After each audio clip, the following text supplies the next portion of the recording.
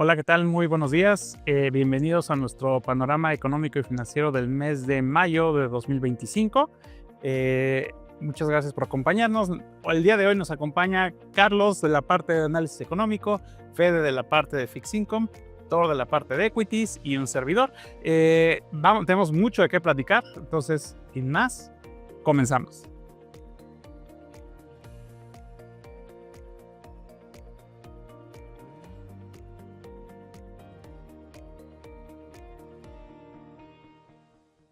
Y bueno, mi estimado Charlie, empezamos contigo.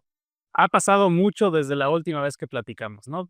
¿Por qué no nos das una pequeña actualización de qué ha pasado en el tema comercial?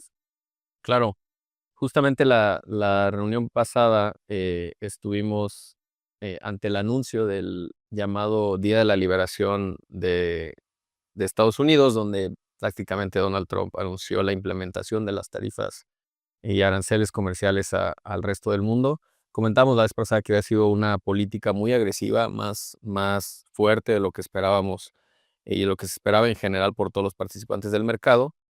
Y eso causó una disrupción importante en los mercados y evidentemente en el sentiment de los inversionistas y de los participantes de la economía. De tal suerte que Estados Unidos se vio obligado a anunciar una pausa de 90 días a los aranceles llamados recíprocos, ¿no? Esto significa que el arancel global del 10% sigue estando vigente, además de los aranceles a diferentes sectores que en su momento comentamos, pero definitivamente ocurrieron dos cosas. Una, que el impacto agresivo de tarifas que eran en algunos casos por encima del 40% para diferentes economías y que en su momento platicamos era marcadamente más agresiva, por así decirlo, para países asiáticos, para el caso de Europa también. Eso bajó considerablemente el nivel general de los aranceles que ahora tienen los Estados Unidos. Pero la otra cosa fue que, pues, de alguna forma se logró reducir lo que también desde hace meses nosotros anticipábamos, que realmente la guerra comercial de Estados Unidos tiene un destinatario y es China, ¿no? China anunció que ante la tarifa inicial que iba a recibir por parte de los Estados Unidos, ellos ponían otra barrera. El punto fue que esta dinámica de aranceles en respuesta llevó a que hoy en día tenemos un arancel por parte de Estados Unidos a los productos chinos de 145% y los chinos tienen un arancel a los productos estadounidenses de alrededor del 125%, ¿no?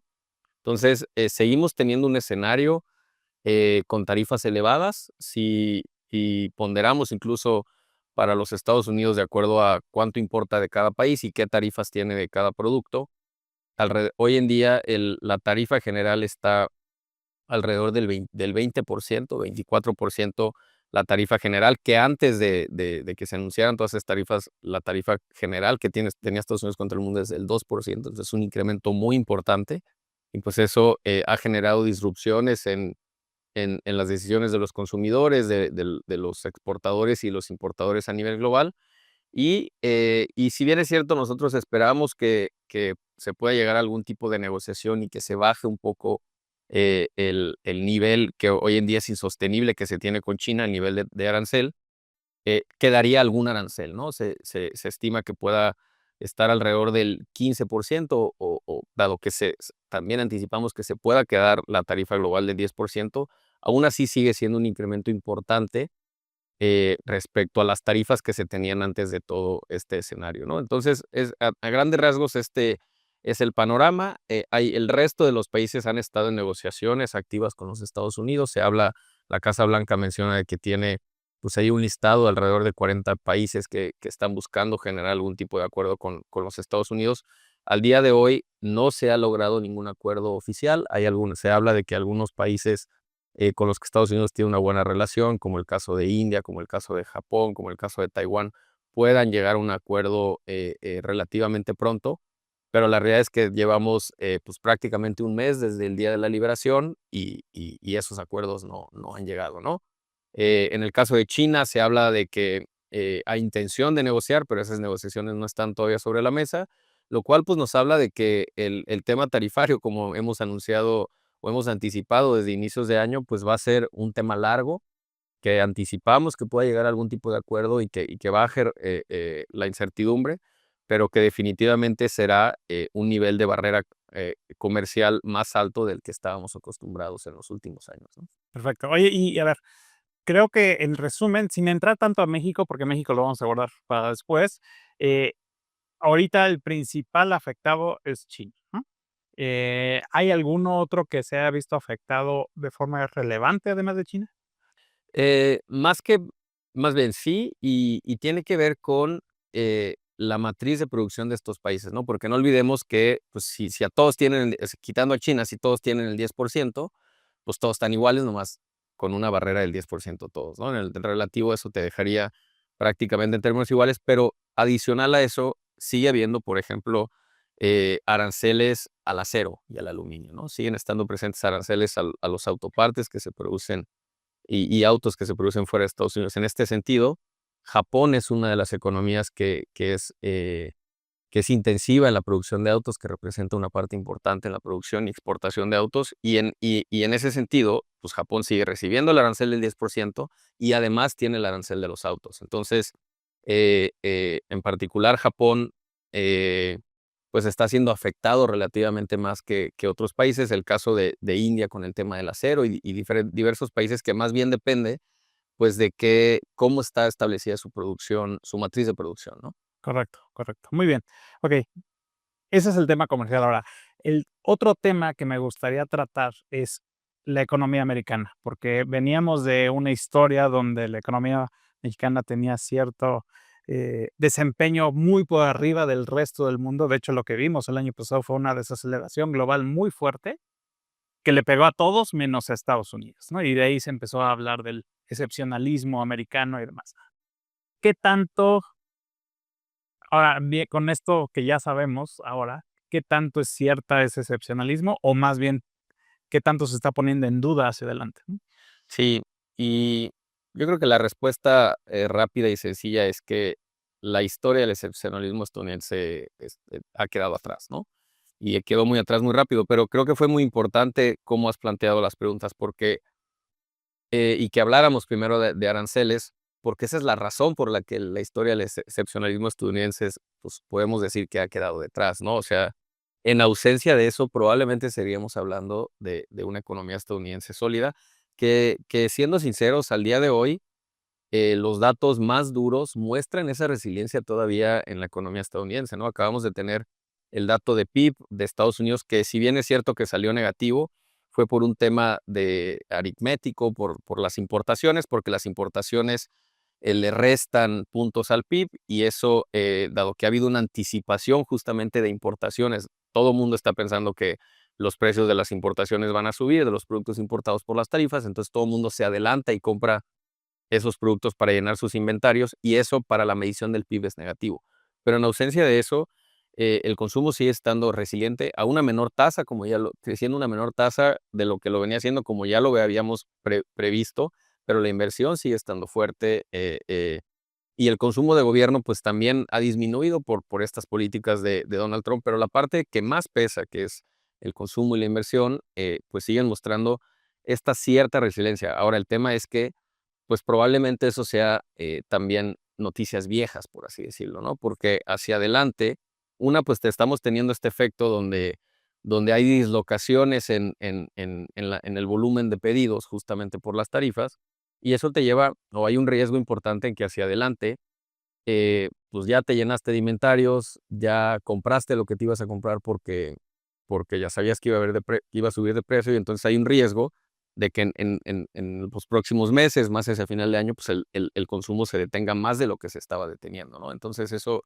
es un riesgo relevante, y hemos hablado mucho de esta discrepancia que se ve, justamente en la economía estadounidense entre y lo mencionabas tú la reunión pasada, Fede, los famosos datos suaves, que hablan más de encuestas, de opinión, de encuestas a los managers, que esos traen un deterioro muy, muy importante a una velocidad muy rápida en las expectativas y en la situación actual que perciben tanto los consumidores como los managers de las empresas.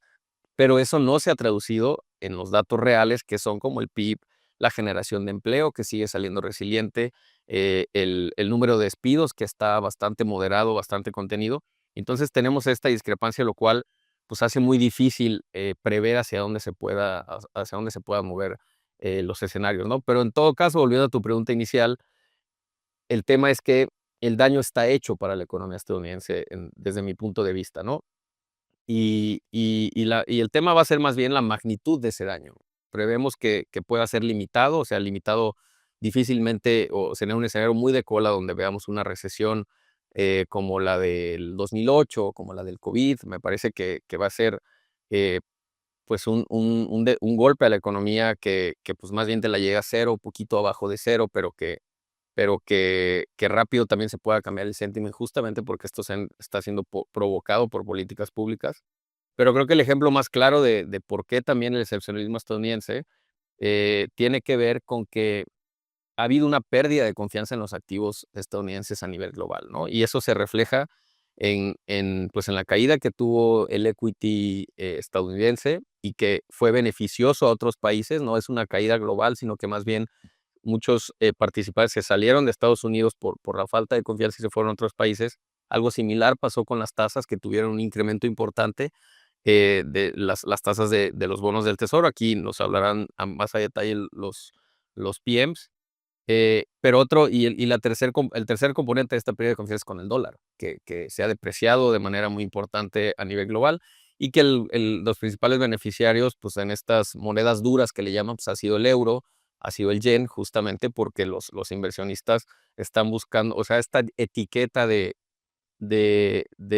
activo seguro por parte del dólar o de los activos estadounidenses en el margen ha perdido fuerza, ¿no? Y creo que eso es lo que podríamos, de eso se trataba el excepcionalismo estadounidense hasta cierto punto. Entonces, como que había una fragmentación, ¿no? Claramente. Y, a ver, entonces, como resumen, yo creo que ya quedó clara la diferencia entre resiliencia y excepcionalismo, ¿no?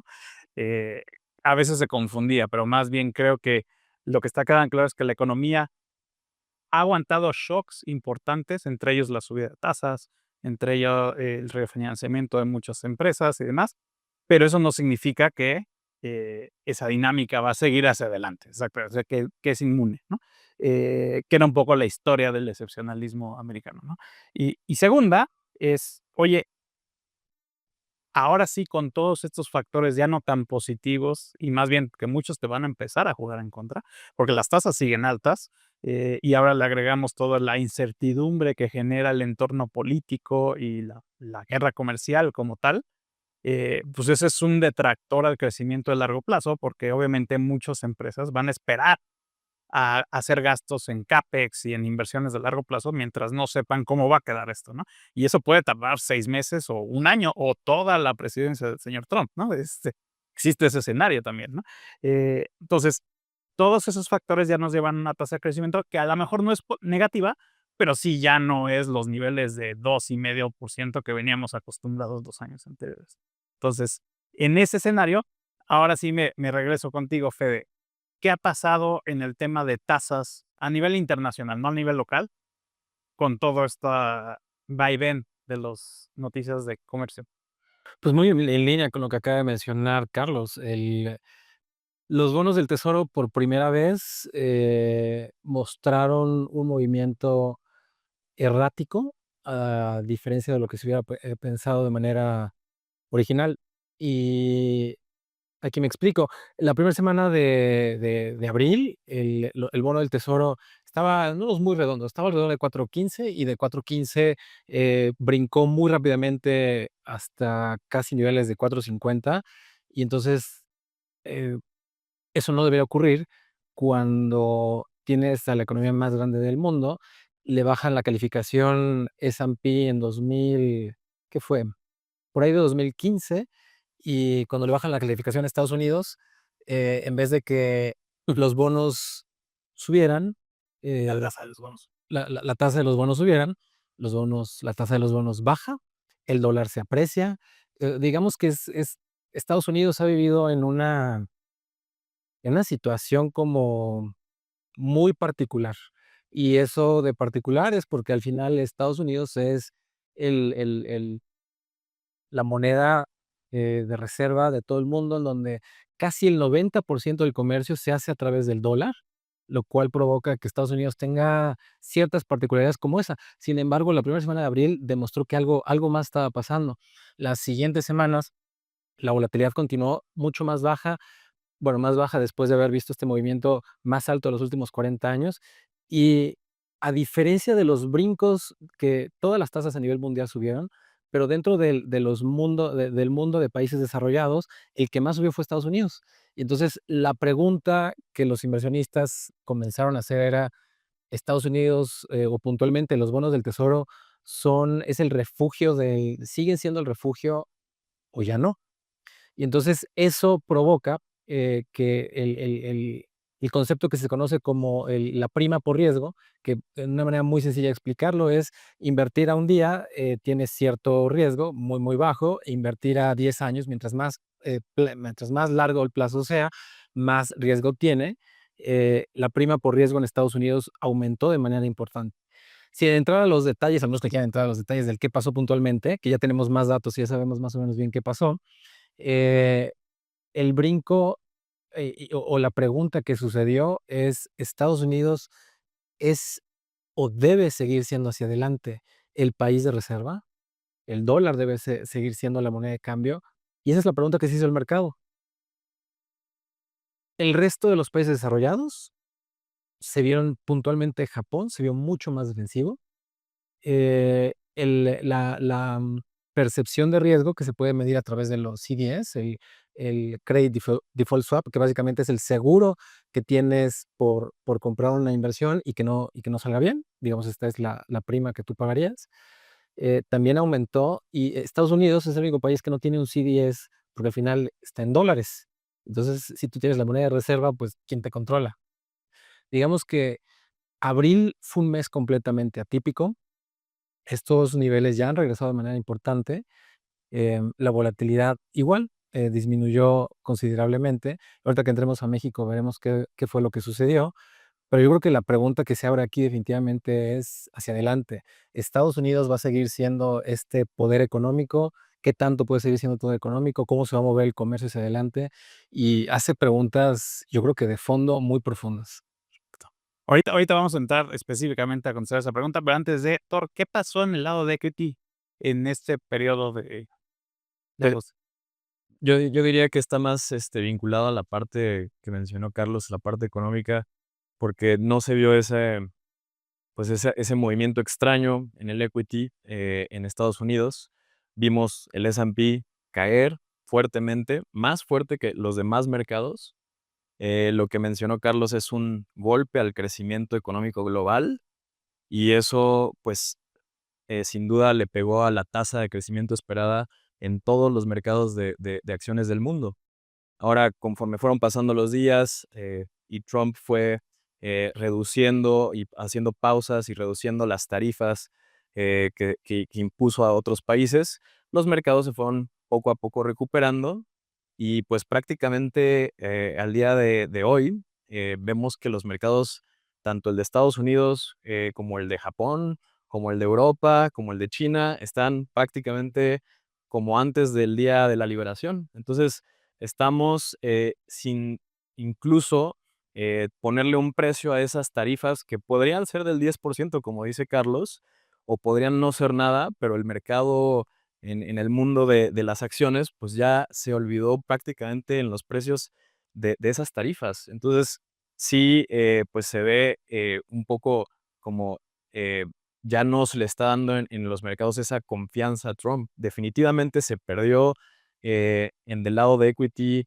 de las acciones, pues una credibilidad a la palabra de Trump, yo diría. Claro, muy bien. A ver, regresando a tu pregunta, Fede, yo creo que es la más relevante, ¿no? Y un poco filosofando de largo plazo, ¿qué pudiera pasar? Claramente, una de las explicaciones de por qué se comportó el dólar y por qué se comportaron los treasuries como se comportaron con este incremento de tasas, es que los inversionistas tienen menos confianza en los activos americanos como su principal fuente o lugar donde depositan sus ahorros o sus excedentes como tal. Pero hay otras explicaciones que son más técnicas, por así decirlo, que también te pudieran explicar ese comportamiento, al menos en el corto plazo, ¿no? Y les voy a ofrecer un par de ellas, ¿no? Claramente hubo un ajuste ahí importante en algunos fondos de cobertura de hedge funds que tuvieron que rebalancear por la alta volatilidad, porque creo que vale la pena mencionar, las tasas antes de subir cayeron de forma dramática, cayeron casi 50 puntos base y luego subieron casi 80 puntos base, ¿no? Entonces, si ves el cambio fue a la alza, pero en el trayecto cayeron de forma precipitosa y luego volvieron a subir. Entonces, esa volatilidad generó muchas necesidades de rebalanceo entre los inversionistas apalancados, que fue parte de lo que ayudó a impulsar esa volatilidad aún todavía más fuerte, ¿no? Y la segunda, si te pones a pensar desde el lado económico, hace sentido que el premio en los bonos americanos sea más alto respecto a otros países por una sencilla razón. Quien está imponiendo las tarifas es Estados Unidos. Quien se va a llevar el hit en la inflación es Estados Unidos.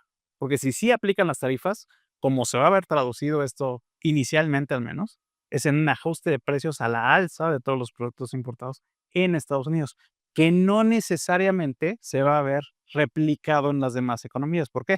Porque si las demás economías no hacen tarifas retaliatorias, por ejemplo, México está ahí, por ejemplo, pero también puede ser Japón, Taiwán, etcétera, ellos realmente lo que van a ver es a lo mejor menos demanda de sus exportaciones, pero no necesariamente van a ver un incremento en los precios de sus productos.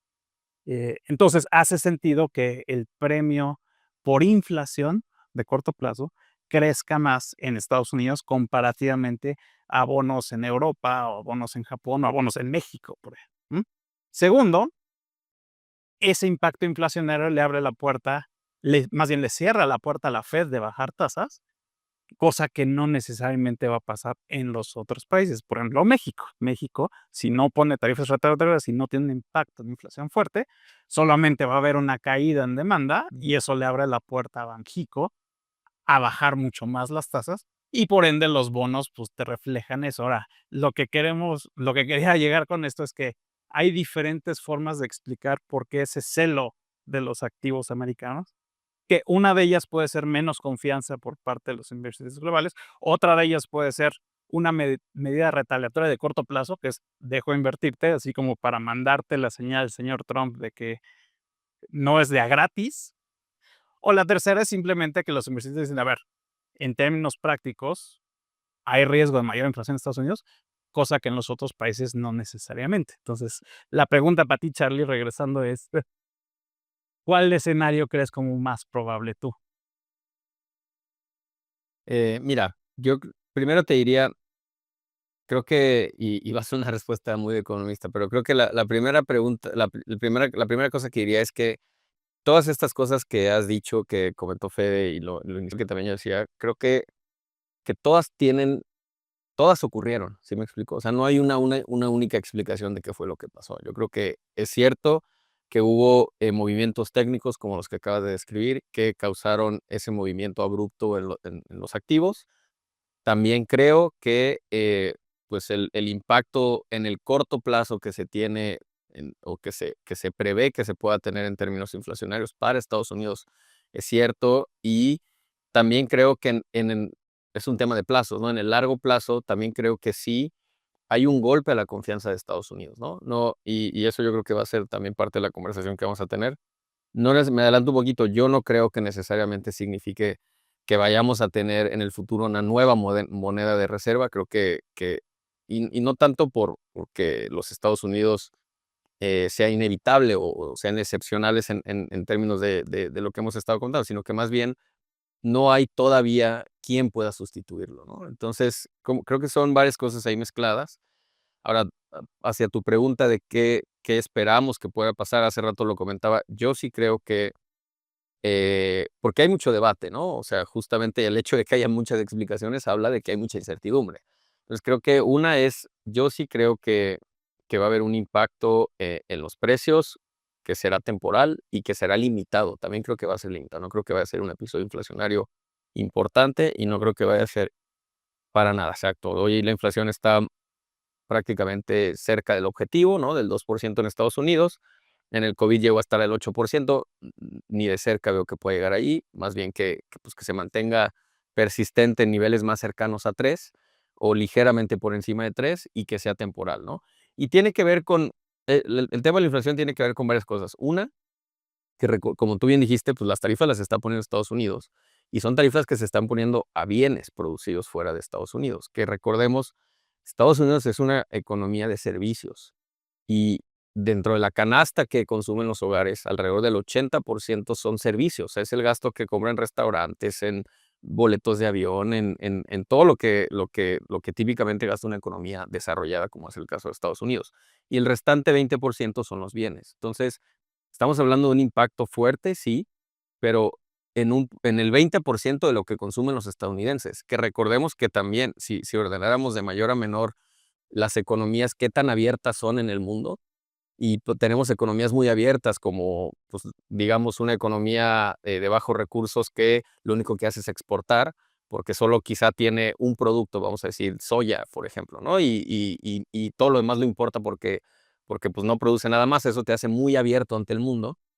Estados Unidos está hasta abajo de la tabla, porque es una economía, insisto, de servicios y que no comercia tanto con el resto del mundo relativo a otros países, ¿no? O sea, otro de los ejemplos decíamos, pues el caso de México. México exporta el 80% a Estados Unidos, pero Estados Unidos solo importa el 30% de México, ¿no? Porque hay un montón de cosas que consume también internamente de servicios.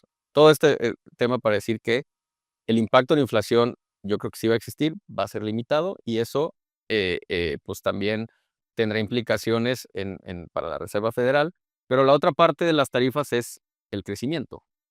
Y creo que ahí sí el impacto puede ser más complicado de estimar y creo que va a ser más, y creo que ya de alguna forma va a ser negativo porque, y hay dos formas de verlo, porque veníamos de una economía estadounidense que estaba creciendo al 3%, y ahora todo el mundo cree que vaya a crecer al 1,5, pues ya es un golpezote del golpe del crecimiento, ¿no? Entonces te da espacio a que a lo mejor no caigas -3, -2, sino que estés más cercano ahí al 0, pero ya el impacto en el crecimiento está dado.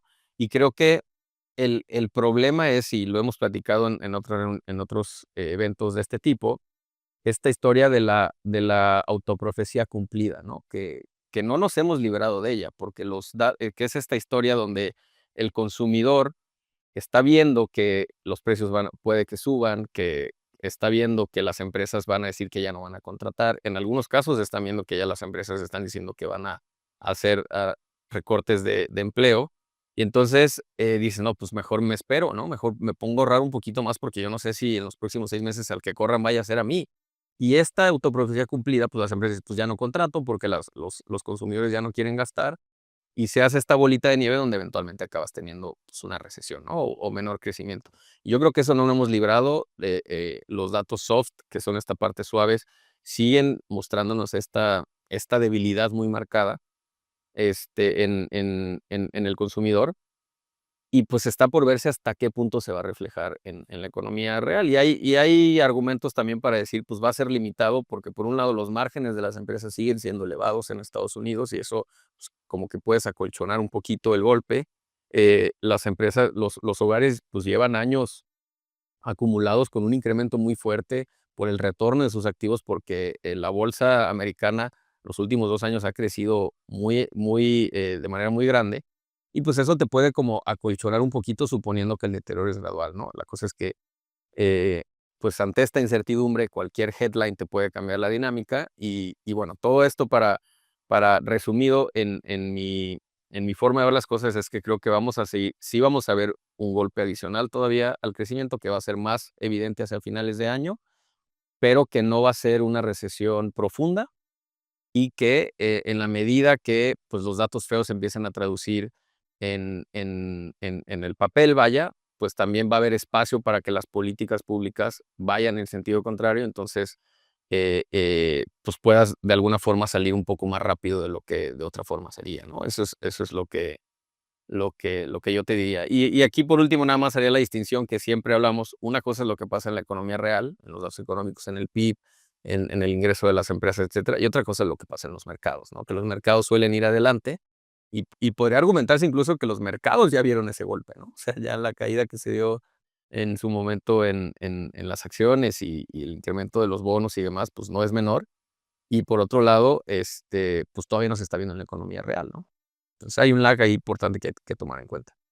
Y tú, Fede, tú traes una perspectiva un poco diferente en cuanto a la posibilidad de que la economía entre en recesión en Estados Unidos, ¿no? A ver, ¿tú dónde caes en en el tema de crecimiento y en el tema de si Estados Unidos va a seguir siendo eh, el lugar de reserva de todo el mundo? ¿No? Empiezo por la segunda parte. Estados Unidos, yo creo que seguirá siendo la el líder económico durante varios años, pero este sí fue un susto, ah, como este wake up call de, ¿y quieres seguir con ese país? ¿Y de verdad es tan seguro? Entonces, yo creo que en el tiempo va a ir cambiando, se van a ir configurando otras cosas, pero definitivamente, para hacerlo muy sencillo, de aquí a los próximos 12 meses eso no va a cambiar. Esto va a seguir como está, el dólar americano va a ser la reserva del mundo. Yo creo que en términos de hacia dónde van los datos, coincidimos perfectamente. Los datos duros, desde mi punto de vista, van a empezar a salir negativos y se van a empezar a ver ya desde este mes algunos, pero puntualmente, por ejemplo, el empleo que salió de abril, de hecho, mostró más resiliencia de lo que los analistas esperaban. Sin embargo, hay que ver la lectura de junio. La lectura de junio, que va a ser puntualmente de este mes, seguramente va a salir débil por todo lo que estás mencionando, y ya no solamente va a ser el inicio, porque además sabemos que el empleo es el indicador más retrasado de la economía. Va a haber muchísimos datos duros que ya, bueno, no muchísimos todavía, pero a partir de junio, yo creo que ya vamos a empezar a ver más flashazos de que la economía está débil y se puede debilitar así de rápido. Y entonces el riesgo, desde mi punto de vista, es que la Fed se puede meter en problemas porque qué tanto puede caer, qué tan rápido puede caer la economía, es justamente el riesgo en el que se pueden meter con estas políticas públicas.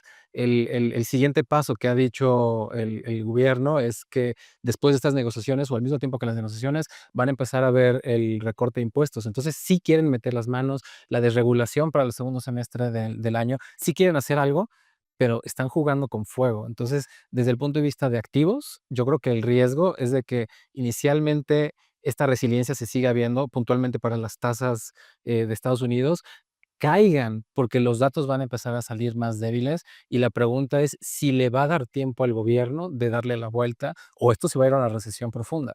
Yo no creo que van a terminar una recesión profunda, pero definitivamente sí están jugando con esta delgada línea de les va a salir o no les va a salir. Yo creo que van a meter las manos, lo van a lograr, entre comillas, controlar porque no creo que vaya a ser profundo. Y si se viera que fuera profundo, va a haber un papá Reserva Federal que diga: ok, si esto es sistémico, tenemos que resolverlo ahorita. Sin embargo, esto también me lleva a que desde el punto de vista de empresas puedan haber varias quiebras, que ya estamos viendo. Las empresas pequeñas, muchas están metiendo estos filings, estos anuncios de que están quebrando, y son las empresas que no estamos siguiendo porque no estamos viendo los índices, pero estas empresas pequeñas y medianas ya están teniendo serios problemas. Entonces, yo creo que están jugando con fuego y es una delgada línea que tienen si se rompe. Y a ver, les voy a hacer una pregunta más difícil, abierta, que quiera contestarla. ¿Está cometiendo un error Estados Unidos al perseguir esta política? ¿O es algo que necesitaba hacer y sabe que necesita tener algo de dolor de corto plazo, pero que es temporal por un beneficio mayor? Yo puedo decir muy rápido que quedó muy claro que Trump se arrepintió en el camino. A mí se me hacía que por lo que estaban diciendo los miembros de su gabinete, que tenían una política muy, pues, dirigida a tarifas, quedó muy claro que Trump, pues, eh, se arrepintió. Y esto se ha demostrado en cómo ha retrocedido en las tarifas. No ha habido ninguna ganancia clara realmente para Estados Unidos desde un punto de vista comercial. Y por eso yo creo que, pues, Estados Unidos, pues, todavía podemos ver, pues, no una quizá recesión, como se empezó a reflejar en el mercado, ¿no? Al menos en el de equity, y 1 o 2 días en el mercado de bonos, pero creo que Trump sí, se dio cuenta de que, para él existe un threshold, el famoso Trump put, y esto pues echó para atrás y esto alivió a los mercados y va a intentar obtener una ganancia de esto. Claramente ya lo hizo, ya sucedió y va a intentar ganar algo en términos de relaciones comerciales con otros países, pero yo creo que la administración sí se dio cuenta que no era la política correcta. Si me permites hacer un par de comentarios de datos a tu pregunta, eh, ¿algo tiene que cambiar? La respuesta es sí, sí y sí. Estados Unidos gasta alrededor de 8 trillones, de los cuales solamente ingresa 6, números muy, muy redondos. Es decir, le falta 2 de alguna manera donde sacarlo. En vista de proporciones, tiene un déficit casi del 7% anual. Esto es insostenible, pero la pregunta es, ¿hasta cuándo? ¿Y hasta cuánto? O sea, es insostenible que la deuda de Estados Unidos, números, insisto, muy redondos, 120, 125%, se vaya a 150. Del PIB, ¿no? Del PIB, del PIB. Se vaya a 200% como llegó en algún momento Japón. La respuesta es quién sabe. Lo estás jugando a que al concepto de los bonos vigilantes verdaderamente te pongan en cuestión y te pregunten al estilo de la Gran Bretaña con el momento del Liz Truss, que te digan esto es insostenible y va a quebrar. Entonces, yo creo que estás jugando con esta llegada a línea. Definitivamente sí tiene que cambiar algo. La política que están siguiendo va a llegar a ser este cambio estructural para que sean finanzas sanas. Tengo grandes dudas de ello, pero está en la agenda y eso es lo que ellos creen que sí va a ocurrir. A lo mejor los economistas dicen otra cosa, pero yo no estoy seguro. Mm, Mira, yo creo que tu pregunta justamente implícitamente trae lo que habla Federico, ¿no? Nosotros sabemos que Estados Unidos tiene un problema fiscal muy grande y pues tiene que atenderse, ¿no? Como bien acaba de decir Fede. Yo estoy de acuerdo con eso y creo que contestando a la primera parte de tu pregunta, algo se tiene que hacer o algo se tenía que hacer. Y donde coincido también un poco con Thor es que no creo que esta era la mejor manera de hacerlo, ¿no? Porque, y vamos a seguir jugando esta historia de cómo se deberían desarrollar las cosas. Tienes una economía que está creciendo muy sólido, con un problema fiscal importante, y entonces eso te hace que el costo de tu deuda sea muy elevado porque las tasas de interés están elevadas y que pues tengas que arreglar tu déficit fiscal porque si no te van a pedir una mayor prima de riesgo porque también eso es inflacionario, ¿no? Entonces, pues, ¿qué es lo que se dice que Trump tiene en mente para lograr este problema? Pues generar un miedo recesivo que te haga bajar las tasas y que por lo tanto pues haya como una corrección en el mercado que, que es a lo que te refieres con sufrir un poquito en el corto plazo para mejorar las cosas. Ahora, el tema es que, como bien iniciamos hablando esta plática, la medida de los aranceles son negativas para el crecimiento y son inflacionarias para el país que pone las medidas. Entonces, estás generando un problema de inflación en el corto plazo que tampoco es claro dependiendo de la magnitud de las tarifas, pero si se hubieran quedado como Liberation Day, creo que hubiera sido muy inflacionario para Estados Unidos y muy negativo para el crecimiento de Estados Unidos. Entonces, como que las métricas que estás tratando de resolver de la deuda como porcentaje del PIB, por un lado, pues tienes un PIB que cae y eso significaría que tu ratio de deuda PIB incrementaría. Entonces, como que no estás solucionando lo que dices que quieres solucionar.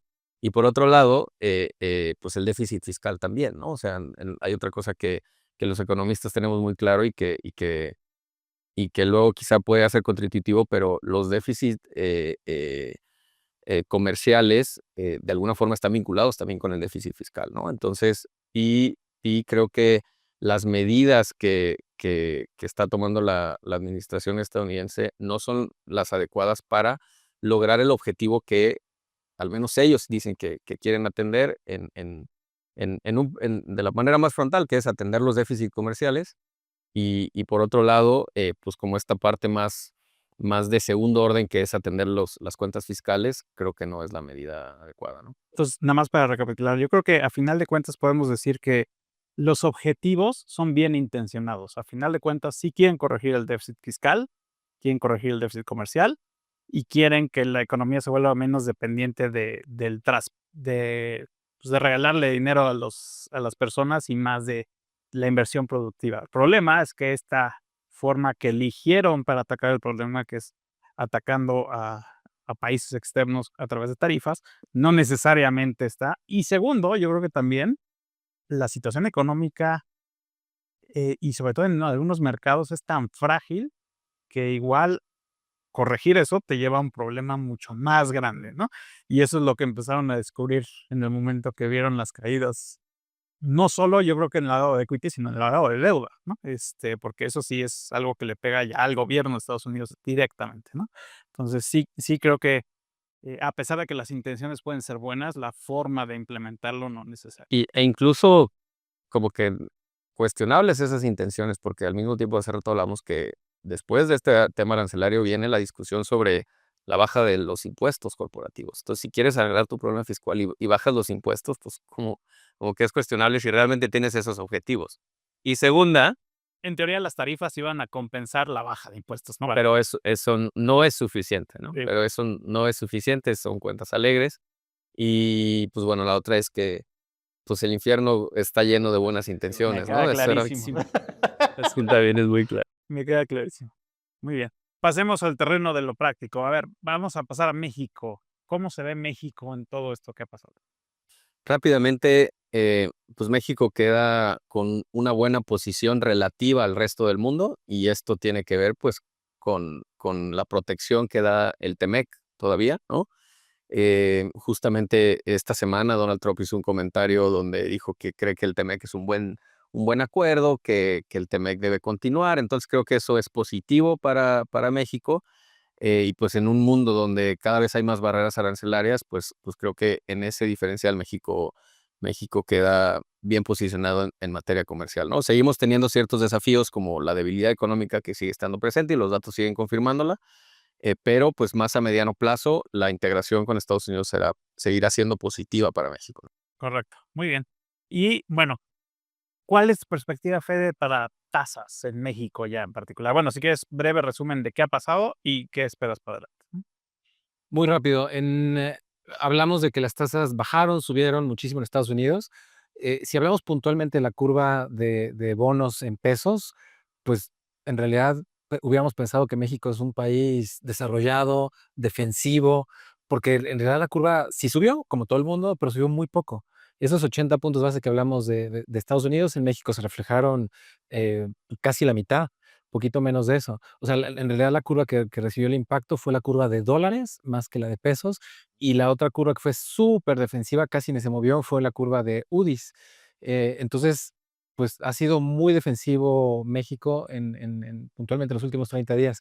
Hacia adelante, lo que esperamos, yo creo que hay que separar la curva en dos partes. La parte de más corto plazo, relacionada a la política monetaria. Banco de México tiene reunión la próxima semana. Y en esta semana lo que esperamos es que haga un recorte de 50 puntos base. Eso ya está totalmente esperado por el mercado. La tasa la lleve de 9 a 8.50 y de ahí continúe el ciclo de bajas. Entonces, en realidad, la parte baja va a continuar descendiendo y la parte media, la parte larga de la curva está más relacionada con Estados Unidos y qué tanto más puede caer. Nosotros creemos de que las tasas de Estados Unidos, por todo lo que platicamos, van a caer. Eso va a llevar a la curva mexicana también que disminuya. Entonces estamos positivos en la curva nominal y en la real, del largo plazo, nos gusta muchísimo ver tasas de 5%. Nos parece que son un bombón. Hay que estar posicionados ahí, pero insisto, con un horizonte de inversión de largo plazo. Buenísimo. ¿Y en la parte de equity, doctor? En la parte de acciones, pues México ha sido de los mejores mercados este año junto con Brasil y Chile. Sorprendentemente, Latinoamérica, que tenía expectativas a la baja en PIB, pues, la parte económica, pues totalmente negativa. En la parte de acciones, en México vimos uno de los rebotes más fuertes después del Día de la Liberación. Tuvimos otro gran aumento en la parte de precios dirigida por todos los sectores, todos los tamaños de empresas y vimos una revaluación en el múltiplo de México pasando de 10 veces a 12 veces, que es muy similar a lo que estábamos viendo en el año 2019, donde estábamos en una historia muy similar, donde México estaba desacelerándose, se estaba renegociando el Tratado de Libre Comercio. Entonces creemos que puede estar por aquí, los precios del IPC podrían quedarse en este nivel de evaluación pero de largo plazo seguimos viendo bastante cancha para que los activos en México se aprecien, dado que, como dice Fede, en una situación negativa en Estados Unidos, tendría más cancha Banxico para bajar tasas y esto puede subir mucho más los precios y los múltiplos del IPC. Entonces, quizá en la segunda mitad del año veamos de nuevo un IPC teniendo otra pata positiva de revaluación en precios. Y a ver, muy breve, México todavía, a pesar de este rebotito, se ve muy barato, ¿no? Pues, Todavía se ve barato, sin embargo, creo que por las noticias que podrían salir malas en términos económicos, que hemos visto que se vio una notoria desaceleración en el primer trimestre, ya tuvimos el dato del PIB, seguimos viendo datos malos en términos económicos. Creo que eso se podría reflejar en el 2Q y pues ya saldríamos un poquito de esas noticias negativas más pegados a finales de año, ¿no? perfecto. Y bueno, en la parte de estrategia de inversión, yo creo que vale mucho la pena enfatizar que estamos en una situación súper difícil por la incertidumbre tan alta que existe.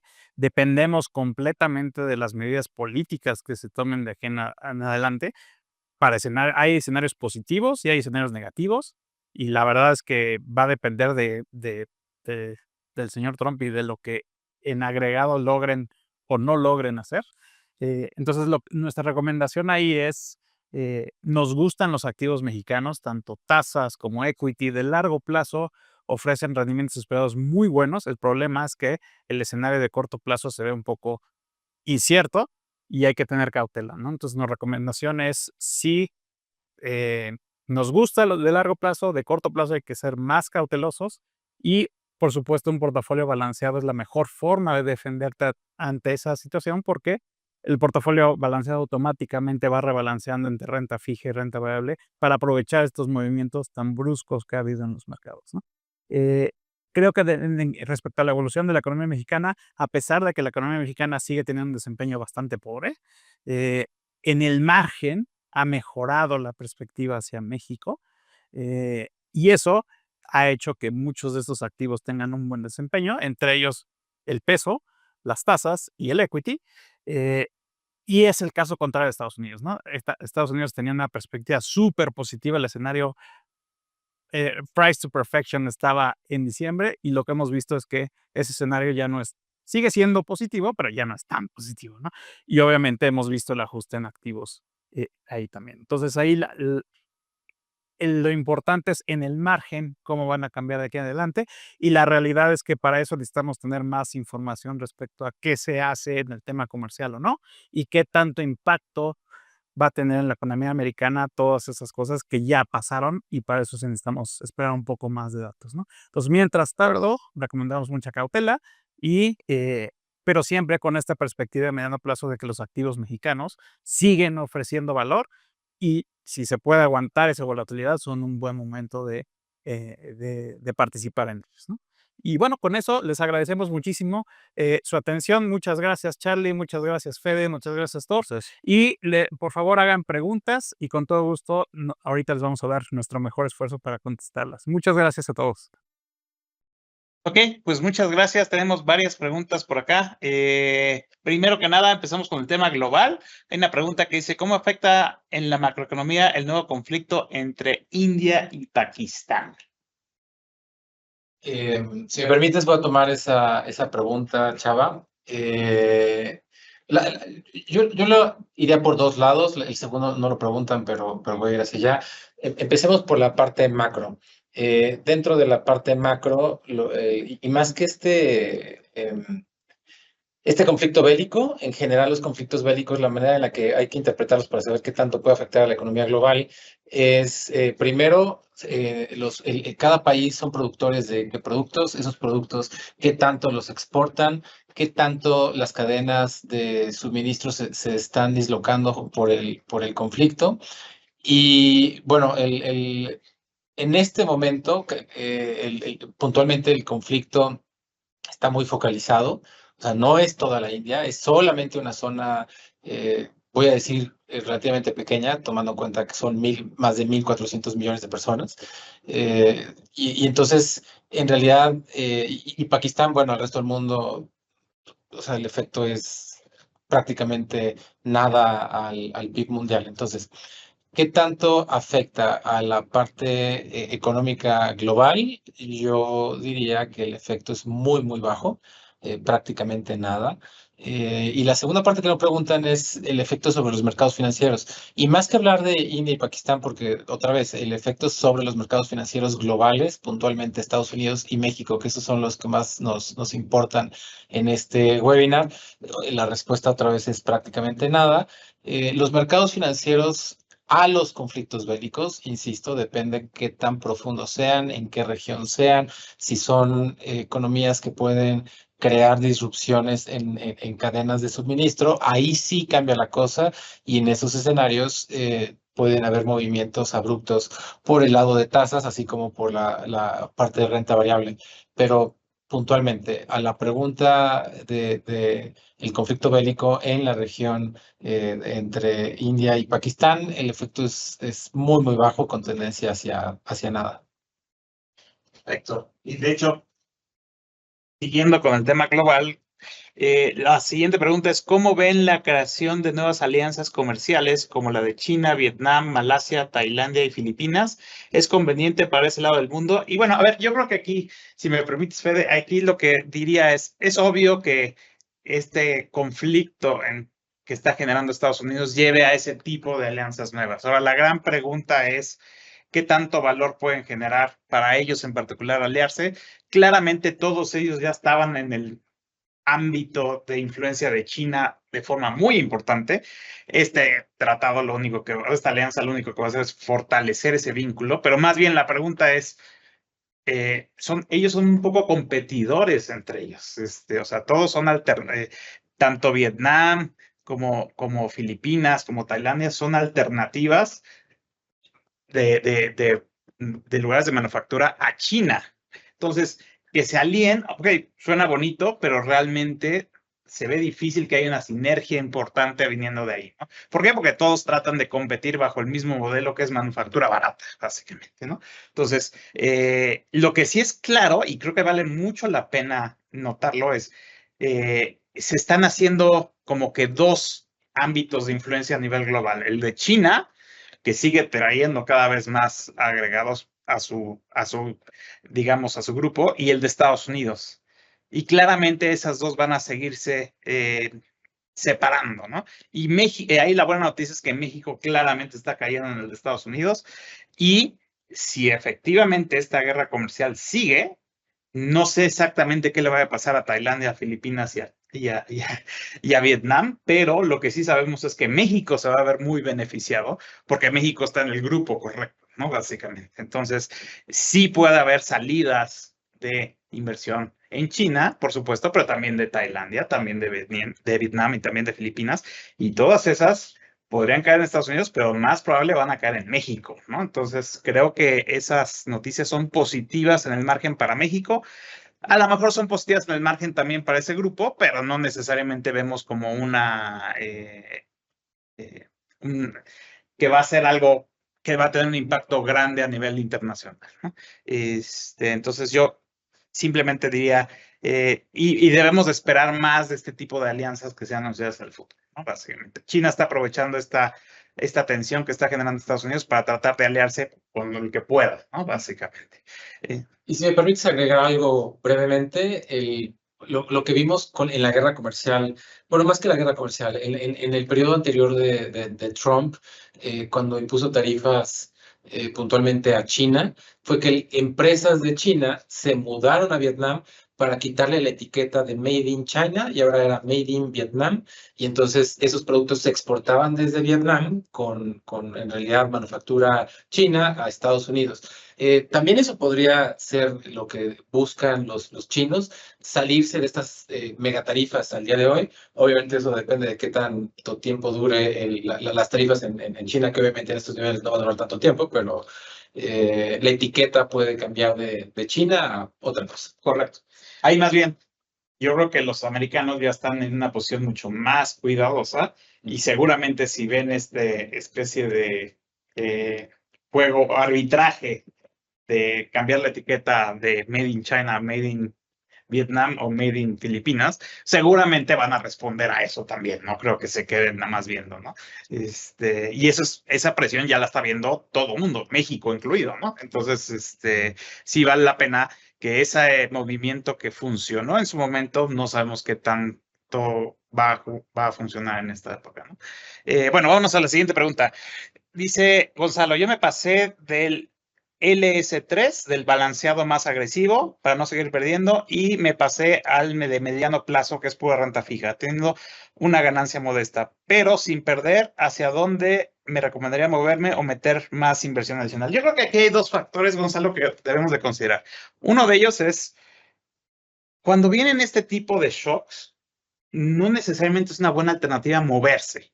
¿Por qué? Porque si ves la foto de cómo están los mercados accionarios hoy, haz de cuenta que ese shock que pasó a partir de que se anunciaron las tarifas ya desapareció. De hecho, los índices accionarios van arriba de donde estaban hace Liberation Day, ¿no?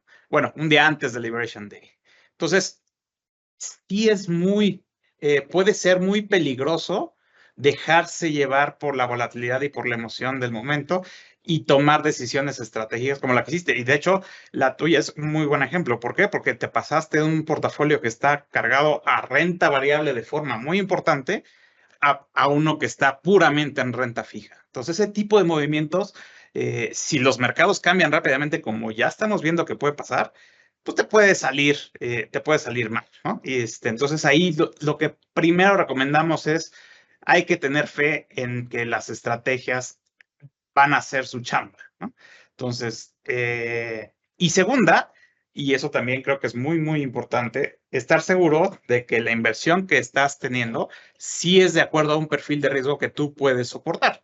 Porque creo que aquí el problema no es tanto que paguen bien o paguen mal los mercados, sino más bien a lo mejor esa inversión en el S3 estaba con un nivel de volatilidad que a lo mejor no fue explícita el año pasado, pero ahora sí fue en el mes de abril, que era más alta de la que tú podías soportar, ¿no? Entonces, eso sí hay que tener mucho cuidado. Pero el moverse en estos momentos, la verdad es que te puede salir contraproducente y creo que en este caso ya te sale contraproducente porque igual te llevaste parte de la caída y no te llevaste el rebote, ¿no? Entonces, por eso hay que tener muchísima cautela en estar cambiando de estrategia y sobre todo de una que está casi todo en renta variable a uno que está en renta fija. Ahí más bien yo creo que un movimiento más adecuado pudiera haber sido del LS3 a lo mejor al LS2, ¿no? Pero sí, esos movimientos tan bruscos, igual y salen bien, pero igual y salen mal, ¿no? Y por ahí dicen, hay una frase de Ray Dalio muy buena, ¿no? Que dice que el principal enemigo nuestro somos nosotros mismos, ¿no? A veces nosotros mismos por la emoción y por emociones como miedo, FOMO o todas estas, hacemos movimientos que no necesariamente son los óptimos, ¿no? Entonces, sí creo que hay que ser pacientes, hay que tener cautela, por supuesto, pero hay que dejar que las estrategias hagan su trabajo, ¿no? Entonces, esa es mi única recomendación a ti. Hacia adelante, ¿a dónde deberías invertir tu dinero? Yo te recomendaría claramente en el LS3. Es demasiado volátil para ti, entonces a lo mejor pensaría el LS1 o el LS2. Creo que son alternativas menos volátiles, pero que sí te van a dar esa exposición diversificada que creemos que vale la pena tener en estos momentos, ¿no? Y bueno, pasemos a la siguiente pregunta. ¿Invertir en dólares en la coyuntura global podría tener más riesgos que nunca? A ver, la verdad es que invertir en dólares no ha sido un buen trade en este año. El tipo de cambio se ha fortalecido, contrario a lo que mucha gente esperaba. Por supuesto, mucha gente esperaba que con el anuncio de Trump y con todo el riesgo idiosincrático que tiene México, el dólar iba a ser una buena apuesta. Y la verdad es que puede serlo, pero depende de muchísimos factores, no depende de un solo factor. Entonces, más bien, ¿qué creemos? Creemos que sí hay que tener dólares, pero también hay que traer pesos y hay que tratar de aprovechar esos movimientos bruscos que estamos viendo. Y de nuevo, regresamos al mismo enfoque de la respuesta pasada, que es un portafolio balanceado que trae exposición tanto a dólares como a pesos puede aprovechar esos movimientos que se dan en las monedas de forma mucho más eficiente que andar cambiando de fondo. Entonces, a lo mejor la respuesta a eso sería, yo no te diría vete a dólares o yo no te diría vete a pesos, más bien, a lo mejor una mejor alternativa es vete a un portafolio balanceado que traiga ambos y solito el fondo va a estar cambiando de su exposición de dólares a pesos dependiendo del atractivo de cada una de las monedas, ¿no? La siguiente pregunta, ¿es posible que México caiga en una estanflación? Pues sí, de hecho, oficialmente creo que ya estamos en una, ¿no? Ya estamos en, sí, no necesariamente lo que está en duda si va a ser una recesión o no, que hemos tenido trimestres negativos, este salió ligeramente positivo el último, pero estamos en niveles cercanos a cero, pero claramente esta inflación definida como crecimiento bajo, inflación alta, pues sí estamos ahí, ¿no? O sea, la inflación no está necesariamente en niveles alarmantes, están cerca del rango de Banxico, de hecho está un poquito abajo del rango de Banxico, del límite superior, pero sí estamos en niveles altos de inflación y con riesgo a que se pudiera mantenerse ahí un buen rato, ¿no? Entonces, sí creemos que a lo mejor no es un escenario tan terrible como suena el nombre, pero pues sí, si nos vemos muy by the book, estamos en un escenario de esta inflación. La gran pregunta es si para allá va Estados Unidos, ¿no? Ese es porque México ya estaba bastante considerado ese escenario desde el año pasado. No, esto no es novedad para México. La gran pregunta es si Estados Unidos va para allá o no, porque ahí sí no estaba considerado ese escenario y ahí es donde puede haber movimientos abruptos en los activos si ese escenario se da o no. La realidad es que no sabemos, nos falta mucha información como hablamos en el webinar, pero existe el riesgo, por supuesto, ¿no? Ahora, ante un escenario de esta inflación en Estados Unidos, ¿qué pudiera pasar? Pues pudiera pasar que la Fed no baje tasas, que la Fed se vea forzada inclusive en algún momento a subir tasas de interés y eso le pegue aún más al crecimiento, ¿no? Entonces, y en ese escenario, yo creo que todos los activos estarían bajo presión, tanto del lado accionario como del lado de renta fija. Y ahí sí pudiéramos ver movimientos un poco más favorables hacia el dólar, pero es uno de muchos escenarios que se pueden dar. No estamos diciendo que para allá va, pero sí lo que sí creemos bastante seguro es que la tasa de crecimiento en la economía americana sí va a bajar.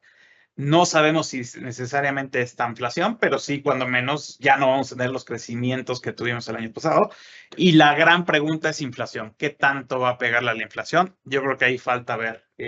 Hay factores muy negativos como tarifas, pero también hay factores que están ayudando mucho, como la caída en el precio del petróleo, que eso le va a dar un respiro grandote a la inflación. De hecho, si ahorita ven los últimos datos de inflación en Estados Unidos, han salido por debajo de lo esperado y muchos por el efecto de commodities y de particular del petróleo que ha sorprendido a la baja. Entonces, yo te diría, México, seguramente ya estamos en un escenario cercano a esta inflación, pero esa no es sorpresa, yo creo que ya está bastante preciada y más bien la donde pudiera venir ese escenario es en Estados Unidos, pero todavía falta mucho para eso, ¿no? Y bueno, vamos a la siguiente pregunta. ¿Las finanzas conductuales, esa sí que está la cera, podrían ser un arma poderosa en estos días para influir en los mercados emergentes? Pues yo creo que cambiaría, reformularía la pregunta. O sea, si te refieres a arma poderosa, a que haya mucha venta, sí.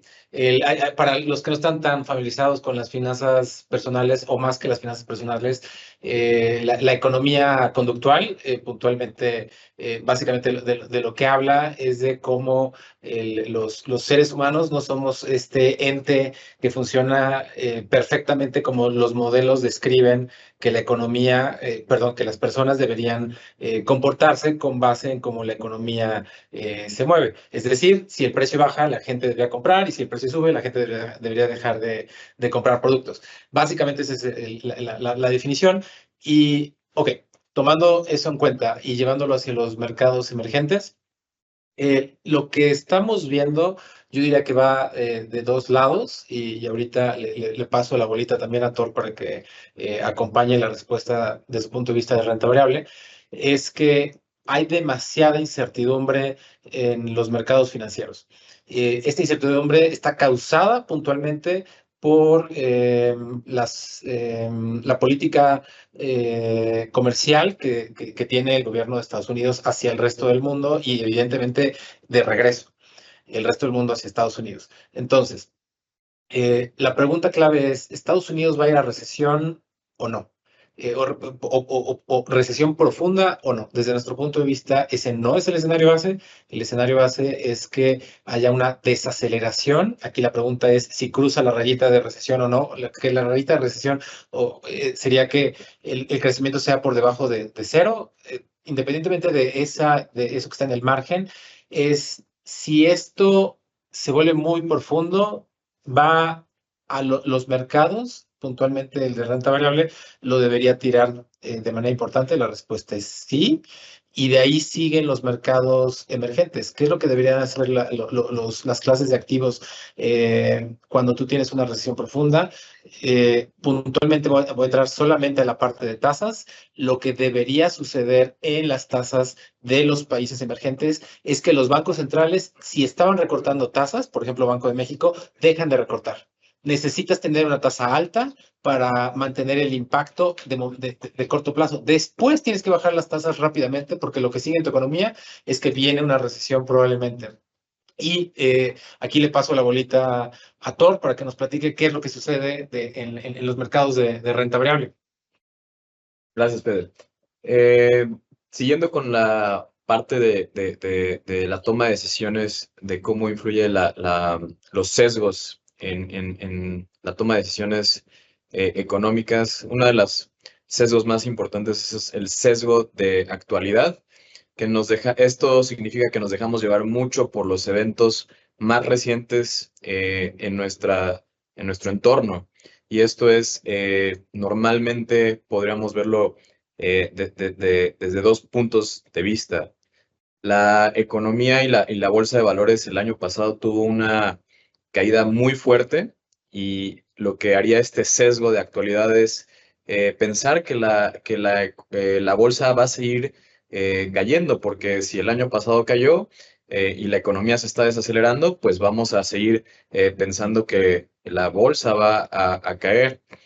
Pero por otra parte, también nos puede funcionar del lado inverso, donde vemos que Estados Unidos hoy en día está teniendo problemas su economía, y normalmente lo que pasa cuando la economía de Estados Unidos tiende a desacelerarse es que también todos los mercados emergentes se venden.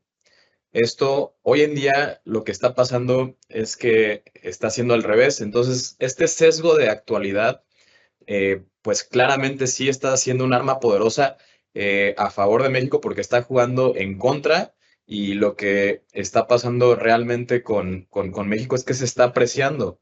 Entonces, sí tenemos que tener mucha cautela con este tipo de sesgos que nuestra forma de pensar suele suceder, y tenemos que actualizar los puntos de vista de lo que está pasando en los mercados, porque al final México, las sorpresas han sido más positivas en lo que va del año. La administración de Claudia ha sido muy buena en términos relativos para negociar los tratados comerciales con Estados Unidos, y esto ha beneficiado tanto a los mercados de renta fija como de renta variable, y pues sí, sin duda hay que tener mucho cuidado con los sesgos cognitivos en la toma de decisiones económicas.